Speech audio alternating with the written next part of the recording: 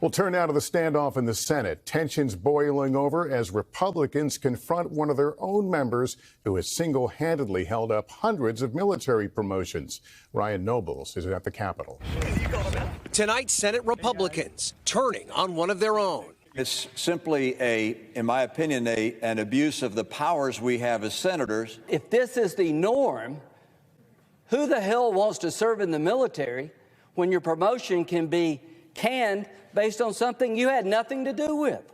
After Alabama Senator Tommy Tuberville's hold on speedy confirmations of military officers has led to a backup of more than 350 promotions over the last 7 months. If I thought there was any problem with readiness, we wouldn't be doing this. Tuberville has used his power to object to the swift confirmations over a Pentagon policy that allows service members in states with restrictive abortion laws to travel to seek abortions in other states.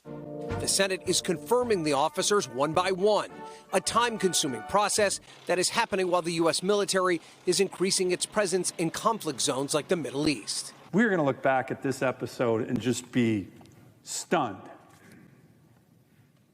at what a national security suicide mission this became.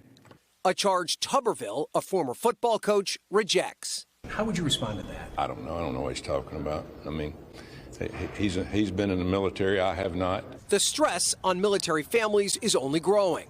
The commandant of the Marine Corps suffered a heart attack this week while doing the job of 2 different officers because of the promotion backup. Kate Marsh-Lord is a military spouse, and her phone is filled with anxious texts from the families of officers still waiting. These families have been serving for literally decades, and this is the first time where they are being used as political pawns. And Ryan, there's news from the House on the Israel aid bill.